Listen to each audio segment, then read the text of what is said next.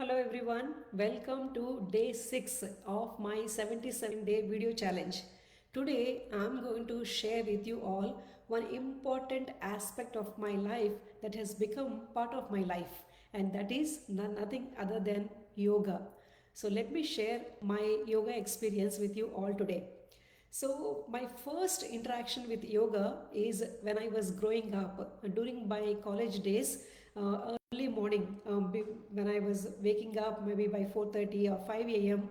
I used to hear my parents practicing these guided meditations or guided pranayama or guided yoga sequences, some things like that. So that was my very first time I have come across yoga in my life. That time I didn't understood much of it or the value or purpose of it or anything like that. But then as I grew up, started working, got married, then I understood more the value of yoga, yoga is all about, and then I started practicing in my life as well. Once I got little comfortable, I got curious, I wanted to learn more. Then I did my RYT, registered yoga teacher training from Yoga Alliance. And once I got my certification, I started teaching yoga to kids and youth in my community from last almost 15-20 years, I would say. So that is my experience with yoga.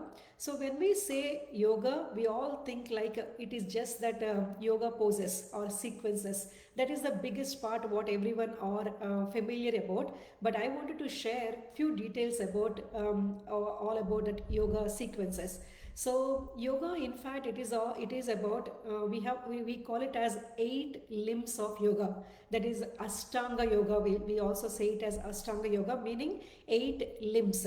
So what are those eight things? Let me share briefly with you all. So the first one is yamas. Yamas meaning how we want to manage ourselves, like truthfulness, cleanness, happiness, all such kind of things. The self constraints, how we want to treat ourselves or how we want to manage ourselves. That is first thing. Yamas. And then the second one is called niyamas, meaning how we want to interact with others, how we want to manage again the interactions, so interacting with other people, how we want to behave in those situations. So that is about niyamas. So this first yamas and niyamas together, they have 10 things inside, and we can consider them as kind of a 10 commandments. Like they will give us the principles or rules how we want to behave with ourselves and also with others. Here, I would like to share with you all a small experience of mine. So, this is a small book, if you see, Living Your Life Yoga Way. So, this is my, when I started teaching yoga to my students and everyone, once I got my certification, you can see this is a class of 2012. So, that time, when I taught these yamas and niyamas, all the students, what they did is they took each of those principles from the 8 limbs of yoga. They took each of those principles, and whatever principle they want to make it as a kind of a motto or a theme for their life, they selected each of them and they wrote small stories. They wrote small stories, and then we have put together all those stories in this small book and then kept it as a keepsake or a memory from the whole yoga sessions. So that is my one of the memories what I would like to share from my yoga teaching experience. So that is yamas and niyamas. Now after that, the third comes is your yoga sequences, the yoga asanas, what we are all familiar with, like forward bends, backward bends, stability, balancing poses, and all those comes into the third limb, that is yoga. Then after you got comfortable with your body, then we move on to pranayama, the breathing techniques. So again, there are multiple breathing techniques, but the most simple, I would say, any time to use is taking that nice long breath in and nice long breath out. That itself relaxes our mind and our body and takes out that little stress and brings that happiness or stresslessness into our mind. So that is pranayama, the fourth one. And then the next three are little bit together. Let me share those three. So the fifth one is pratyahara. Pratyahara means withdrawing the senses. Like, so we have all these 5 senses. We are getting our body ready for the meditation. So withdrawing our senses, meaning when we sit trying to do the meditation, so first thing what we want to learn is withdrawing senses, meaning if we hear some sounds, we don't want to get carried away with those sounds. If we smell something from the kitchen, we don't want to again get carried away with those smells or some thoughts, some things like that. So withdrawing all the five senses inside, that is your fifth state called pratyahara.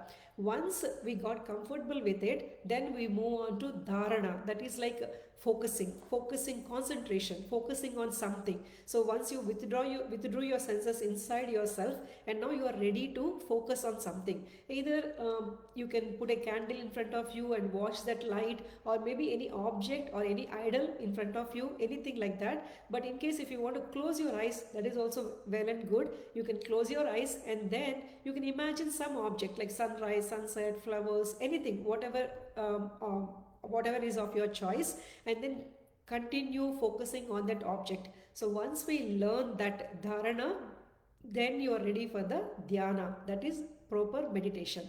So before meditation, you have these two things to get comfortable with or to get ourselves experienced with, and then we move on to meditation. And in meditation, people say like that is a thoughtless zone. We do not have any thoughts in meditation. That is not the main aim of meditation. Meditation is all about sitting quietly and maybe without getting carried away with our thoughts come and go. It's like an example I can say is like a cloud. Like in the sky we see small clouds, they'll just keep moving, but the sky will not get carried away with those clouds, right?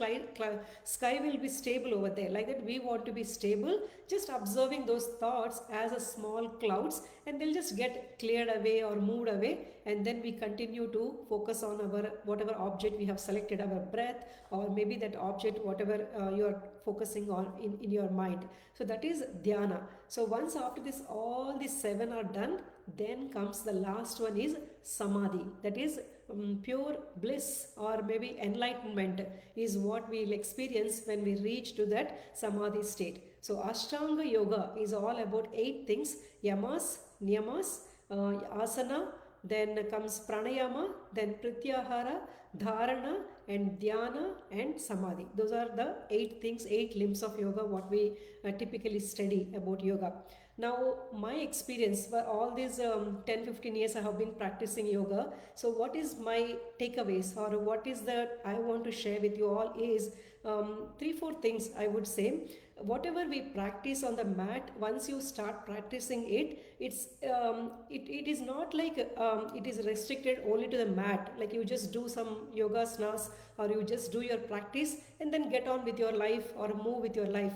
It is not that way. Once you start practicing yoga, it flows into your life as well. So the core principles of yoga, for example, balance, like when we get experience and when we start doing those balancing poses, so the balance you get in on yoga mat, don't stop just there. You will feel like it will just flow into your regular days, other parts of your life as well. And the calmness, the meditation practices, whatever you do in the mind, whatever you feel, the calmness that flows into our life. So that is what I have seen personally, the balances, the calmness, and then maybe core strength. We will become stronger. So even when we do those kind of inverted poses like a shoulder stand or a head stand, those are not just only for balancing. If you are feeling calm in your mind, and then if your mind, body, soul, if they are all those 3 are in sync, and then you have your core strength,